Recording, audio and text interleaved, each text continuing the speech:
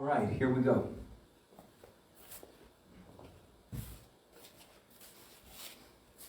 So Shabbat Shalom, everyone, and Happy Hanukkah. Shabbat Shalom. Shabbat Shalom, Happy Hanukkah. All right. So,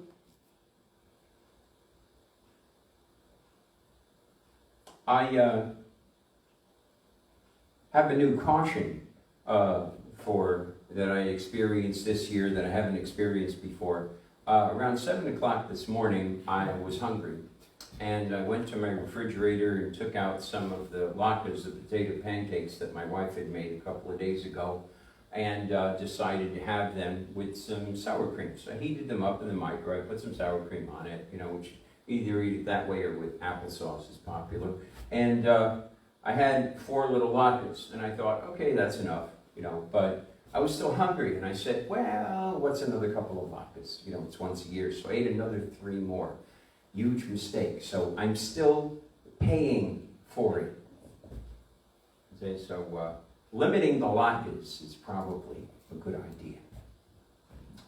So the parsha that we're in right now is Vayeshev, but we're also in Hanukkah. So I'm going to tie it together a little bit for you, not talking that much about the parsha, but showing a connection. We're talking about 4 things which are up on the screen here. We have Vayeshev, a summary of the Parsha, Yosef, which is Joseph, and Yeshua, the connection there, Messiah's Hanukkah message, and the first century Hanukkah story. Now, the first century Hanukkah story, I have not shared this for about 5 years now. I think was the last time I shared it. It was either 2014 or 2015. It's been a solid 5 years. Most, if not almost all of you have never heard it before. And the one who had heard it back then, who are watching or online, or will see it in the Facebook when they watch it, you're not going to remember a whole lot of it after 5 years. You'll have forgotten most of it. And I hope that it's as meaningful and refreshing for you to hear this first century Hanukkah story as you did if you heard it before. So let's start off with a brief summary of the Parsha. It begins in Genesis 37, and here we see the start of the story of Joseph, the son of Jacob. We see him rejected by his brothers. We see him thrown into a pit, sold into slavery. He serves in a house where there is evil going on there against him, yet he's faithful to his master, the owner of the house, the guy who's in charge of him. And then when he gets falsely accused of a crime, he serves 12 years in prison. While he's in the prison, he makes it the best prison that the Egyptians have ever known. And everything is prospering there. Basically, he runs the prison for the warden, and they let him do pretty much what he wants except leaving. And over the course of the story in Genesis, continuing on in the Torah, we see great things happen with Joseph.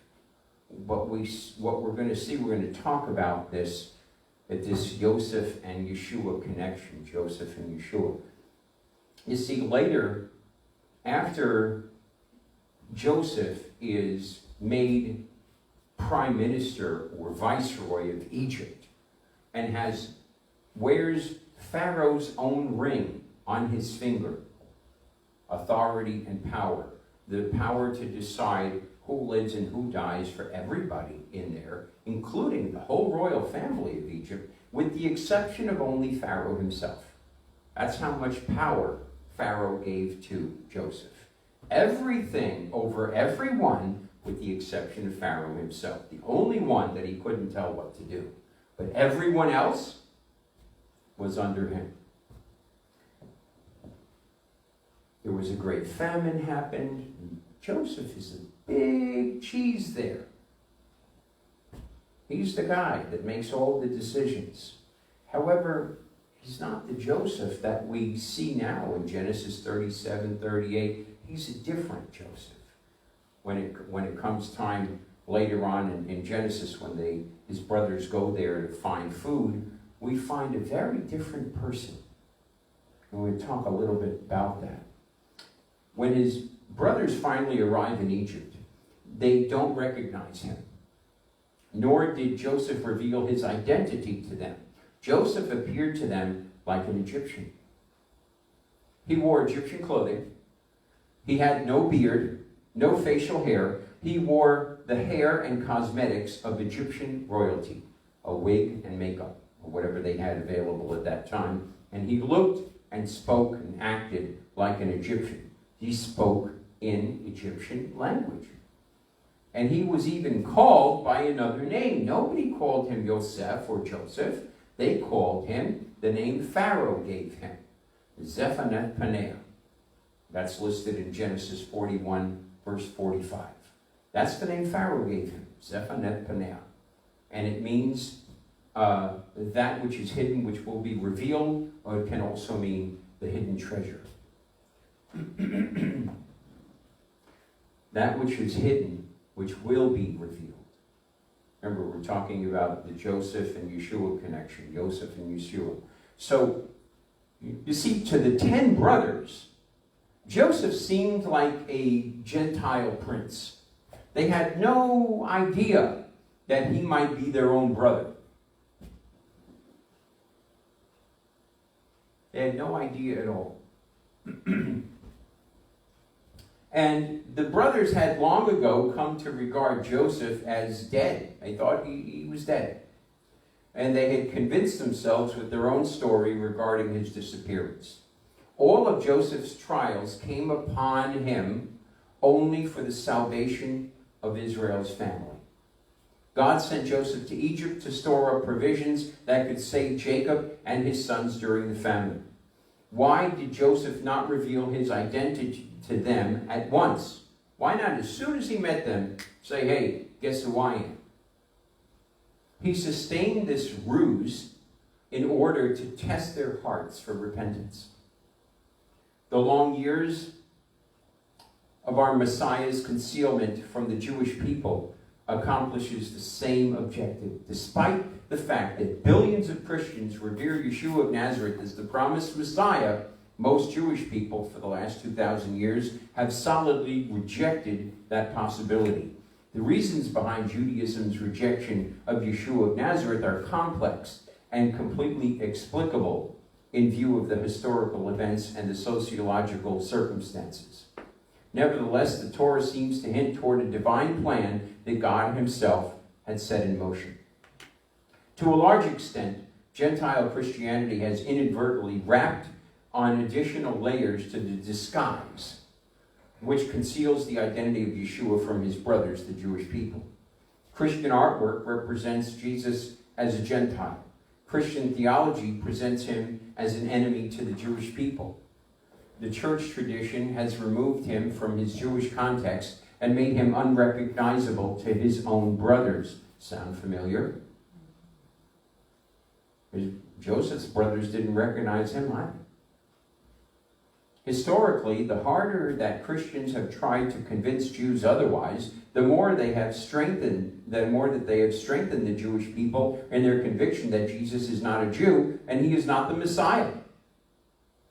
The 10 brothers did not recognize Joseph, but he sure recognized them. A midrash notes the irony of the situation between Joseph and his brothers. It says, Joseph had recognized his brothers when they fell into his hand, although they did not recognize him when he fell into their hands. See, Joseph's brothers did not recognize him in that they did not treat him like a brother. And he recognized his brothers in that he treated them with mercy when they fell into his power. Could have easily had them all killed, especially the ones that had thrown him and beaten him and thrown him into a pit and sold him into slavery. And he could have looked at it with a dark heart and said, all of that I had went through was because of this guy or these guys, and just, it would have been certainly a human reaction. But Joseph did not return evil for evil. This connects to the mercy and forgiveness of our Messiah, Yeshua, that he makes available to the faithful of his people, despite Israel's continuing rejection of his name. Though the Jewish nation has not yet recognized Yeshua as a brother and as the Messiah, he absolutely recognizes his brothers. We look at John chapter 10, starting in verse 22. Here's what it says. And this was Hanukkah time. And this was the Messiah's message at Hanukkah. It's a very important message. Starts in verse 22 of John chapter 10. It says, and then came Hanukkah, which is Hebrew for the word dedication or rededication, as they rededicated the temple. And it was winter in Jerusalem, and Yeshua was walking in the temple around Solomon's colonnade. And then the Judean leaders surrounded him, saying, how long will you hold us in suspense? If you are the Messiah, tell us outright. You see, even in translations, this is going to look different. Right? It's the Judean leaders. A lot of translations will say, the Jews were out to get him. The Jews were trying to kill him. What, suddenly he's not Jewish anymore? How long will you hold us in suspense? The Judean leaders asked. If you are the Messiah, tell us plainly. Tell us outright. Yeshua answered them, I told you, but you don't believe me. The works I do in my Father's name testify concerning me. But you don't believe because you are not my sheep. My sheep hear my voice. I know them, and they follow me. I give them eternal life. They will never perish, and no one will snatch them out of my hand. My Father, who has given them to me, is greater than all, and no one is able to snatch them out of the Father's hand. And in verse 30, he says this, I and the Father are one. I and the Father are echad.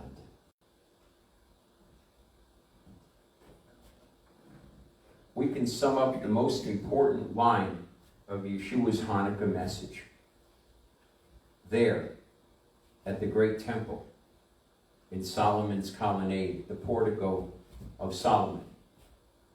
And he said to them, I and the Father are one.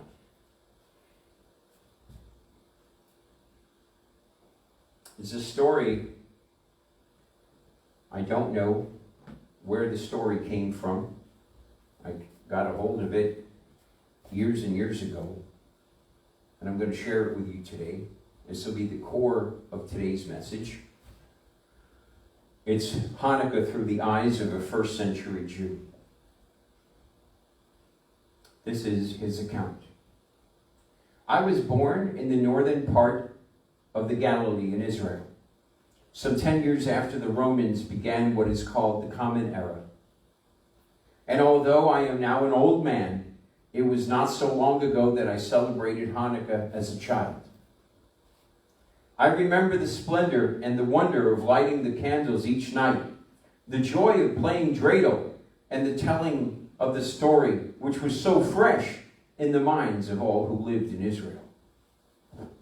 I remember how my father would gather the children around him after the candles were lit.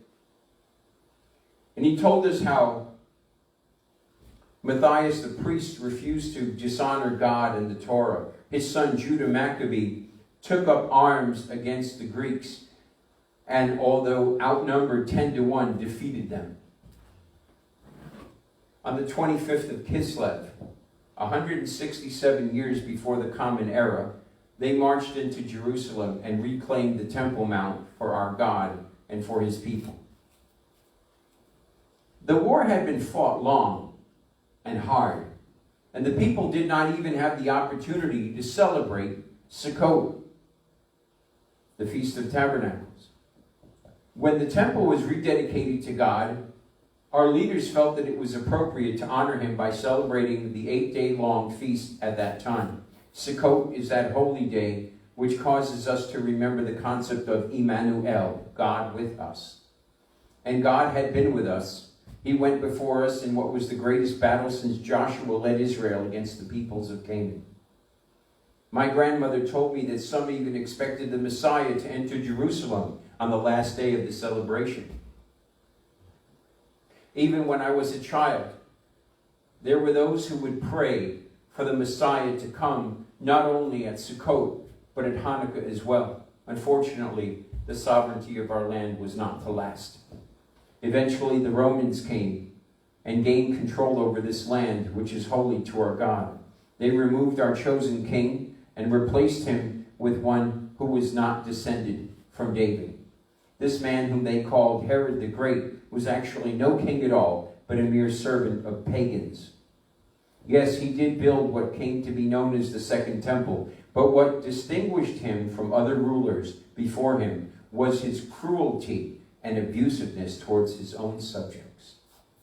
As Rome's puppet, Herod assured his own comfort by exacting taxes from the Israelites to send to the emperor Caesar Augustus. Rome had a unique way of collecting taxes. Caesar wanted to ensure that no one was left out of this grand Roman tradition, and to this end they decreed that a census be taken. Such a measure required each family to return to its own town of origin for recording and for the paying of the tax. Pragmatic as they were, the most efficient time for this census taking was during the high holy days and during Sukkot, when the people were gathering their families together for worship. My mother once told me of such a year when she was a young woman, about the 4th or 5th year before the Common Era, and she was looking forward to celebrating Sukkot in Jerusalem with her family. She and her brothers spoke of how they would stand in awe of the priests and Levites as they emerged from the temple. And each year at this time, they would descend the Temple Mount to the pool of Shiloh, where the high priest would draw out a pitcher of water. And as they ascended the steps of the temple, the Psalms of Ascent, Psalms 120 to 134, would be sung by the musicians, and a crowd of thousands would join in the dancing and the worship of our God. And each would pray that perhaps this year, the Messiah would come. But Herod the Great ruined the high holidays for my mother's family that year, and for all of Israel as well. Rather than meet the family caravans on the way to Jerusalem, each male was instructed to return to his ancestral city for the recording of the census and the paying of the tax. The joy of the season was all but gone. Many families did not even have enough left over to continue on to Jerusalem for worship. I hear that one by the name of Luke has recorded this event so that no one would forget. My mother told me that a year or so later, just when we thought the situation could get no worse, an edict was issued by Herod that all male children 2 and under in and around Bethlehem were to be killed. This order was given due to the words of some astrologers. Wise men from the east had come in search of a child king. Herod feared for his throne, no doubt. And when word of this travesty spread throughout Israel, even the women in Galilee, in the north of Israel, feared for the lives of their children who were at Herod's mercy. That year in our history has been one of some of the rabbis considered to be the fulfillment of Jeremiah's prophecy, where he said, "A voice was heard in Ramah, weeping in great mourning, Rachel weeping for her children. And she refused to be comforted because they were no more." How many great and righteous men would have come from Judah had Herod never lived? I remember only a few times as a child making the journey to Jerusalem for the high holidays. My family was poor, and although trained in the Torah, prophets, and writings, my father, who desired to be a Pharisee, followed in the footsteps of his father and became a baker, and had little time for travel or family gatherings. What I do remember are the years when Abba did well, when his father did well. Those years at Hanukkah, my brothers and I would each get a new dreidel made of wood. And Abba would tell us of the times when reading the Torah was forbidden, and the young men would study the Bible scrolls until a Greek soldier came by, and then they would quickly hide the scroll, bring out the dreidel, and pretend to be engrossed in a game of tops. When the soldier left, the Torah study would resume. And I also remember my father telling us about the Hanukkah lights, especially about the shamash, the servant candle, the servant flame, which is used to light the other branches of the menorah. Abba said that the shamash flame represents God, and the rest represent those who have faith in the one true God of Abraham, Isaac, and Jacob. As common men, we have no true light of our own, but God gives us his light and life. And those who accept this gift of life from God have their place secured in the world to come. Abba would also tell us that those who do not know God have a responsibility those who do know God have a responsibility to share this gift of life with others, whether Jew or Gentile. It does not matter, for the God of creation is the God of all. And I was not what you would call a model child. My mother said that I could cause more trouble than a goat trapped in a potter's shop. I once overheard my father wondering out loud how long I would rebel against his authority. There came a time in my life, however, my late teens, in fact, when I started to consider the words my father spoke concerning the Torah and the prophets. I distinctly remember thinking one day, just as a fresh batch of challah bread came out of the oven, that if all these teachings are truly the words of God to men, so what? What do they mean to me? Of what consequence is there to me how I live my life if these words are true? If I say I believe the Bible, how then should my life be different from that of the pagans? Even some of the Greeks and Romans lived moral lives. Could there be something more? I returned to my studies, long since put aside, and read the words of Isaiah the prophet. And he wrote that we are all like sheep and have gone astray from God. And he also said that our sins are as red as crimson, but God would forgive them, making them as white as snow. And as I pored over the words of Jeremiah, who prophesied that someday God would make a new covenant with the house of Judah and the house of Israel. He will write his Torah on our hearts and forgive our sin. Would he forgive my sin? Could these words be true? How could I know for sure? What do these words have to do with a poor unknown boy from Galilee? The air was crisp with the first hints of winter coming to Israel. The shepherds had already moved their flocks from the highlands to the valleys for the winter pasture. And around the 10th of Kislev, December, on the Roman calendar, I gave leave of my father. I told him that I would like to make the journey to Jerusalem for the Feast of Dedication.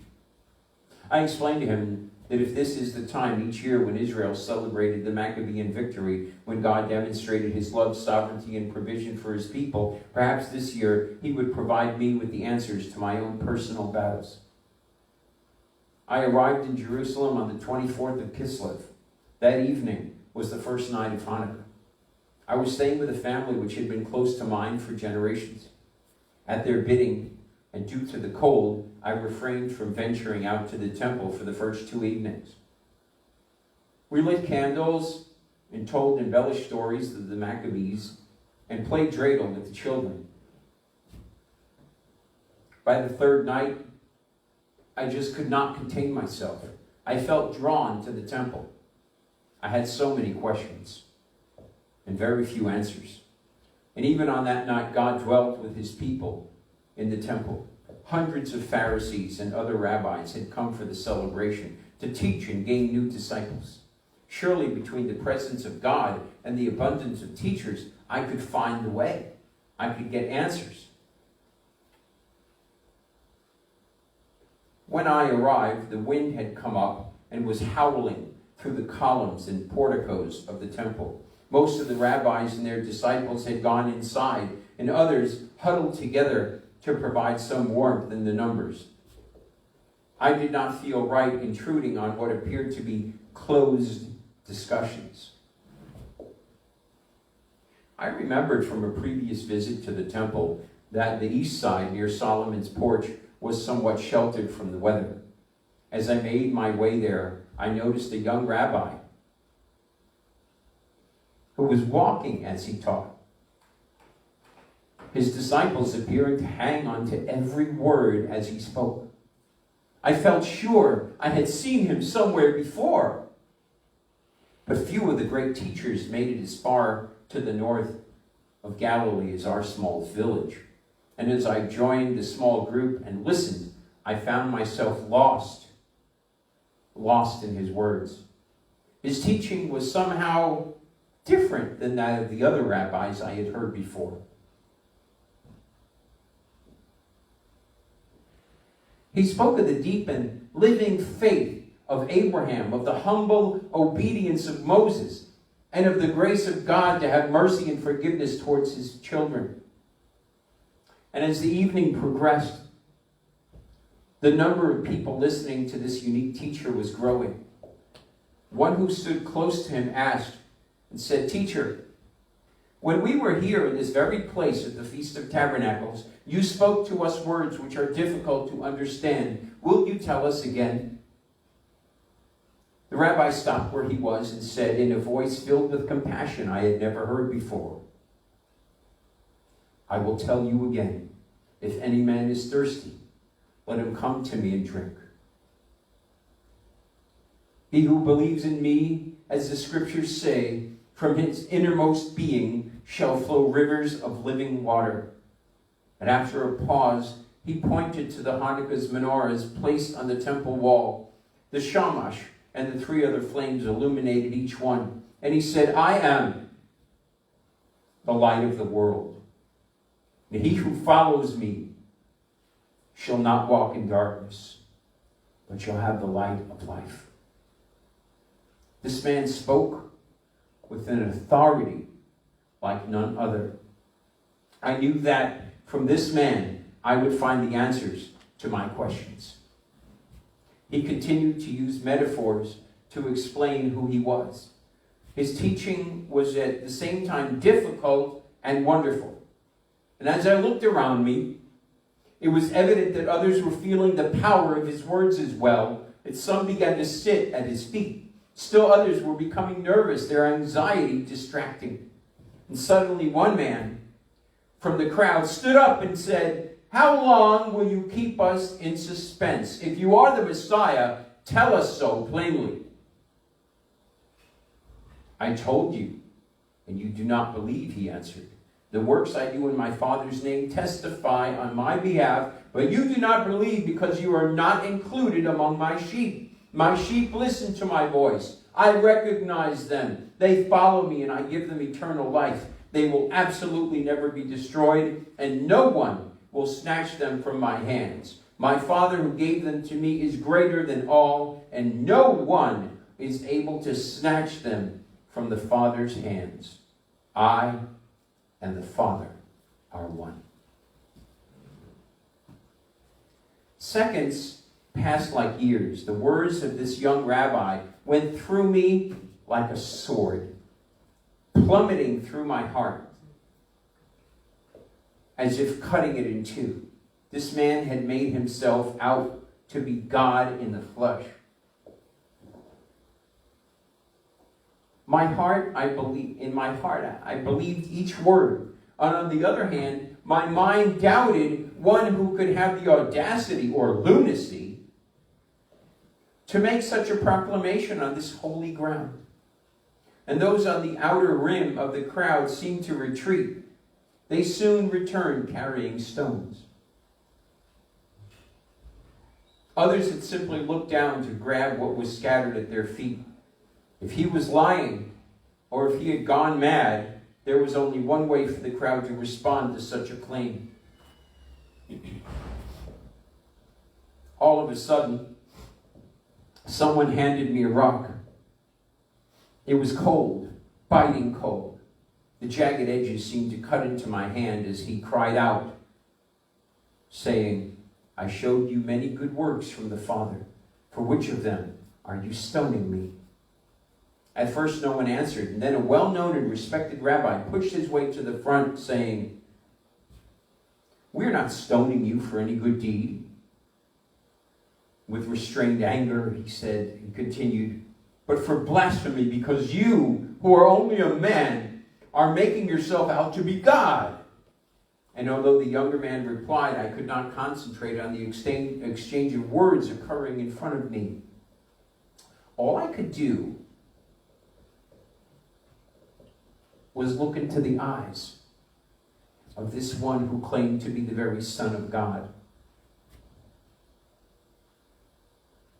All at once, his eyes were filled with truth and love and peace, and even forgiveness for those who would strike him down in moments.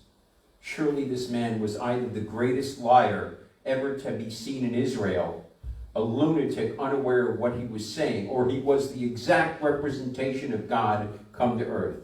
And then he said, "If I do not do the works of my Father, do not believe me. But if I do them, though you do not believe me, believe the works, that you may know and understand once and for all that the Father is in me and I in the Father." The rock fell silently from my hand, and no one moved. It was as though every man there was struggling with each word the rabbi spoke. Some began to raise their arms in preparation to carry out the judgment. Strange. All of a sudden, he was just gone. And then I saw the young rabbi again about a week later. I had taken the longer way home through the Jordan Valley, and this way would afford me time to think and to pray on the things revealed to me that cold night in the temple. There was a small group of people gathered at the water's edge. I recognized some as the disciples who were with him in the portico in the temple, and others had gathered as well, not to ridicule as before, but to listen and learn.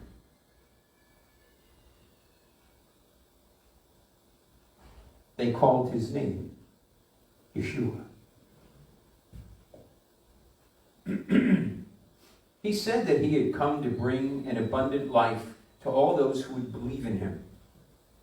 Once after he had answered a question concerning the sacrifices, he turned to look straight at me and he said, "I am the way and the truth and the life. No one comes to the Father except through me."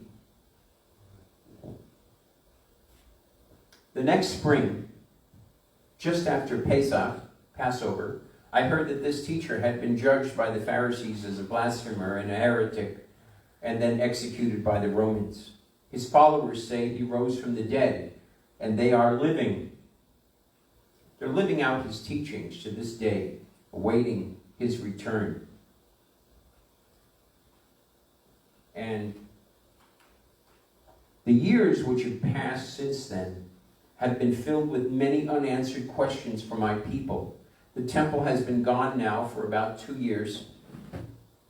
There will be no more festive Hanukkah celebrations in Jerusalem, no more joyful worship at Sukkot, no more sacrifice at Yom Kippur. It's a dark time for the Jewish people. So many questions. The rabbis try to answer, but no human answer is sufficient to explain what God has allowed to come upon Israel. Do I still celebrate Hanukkah? Of course. I help my grandchildren light the flames of the menorah and recite the blessings each night and pray for the restoration of our people and the land. And I tell them, as my father told me, about the Shamash flame and how it represents the light of God which is given to those who believe. But only I can tell them the whole story. I met the Shamash, the servant Messiah, the one sent from God, and who did a great miracle in me. He gave me his light,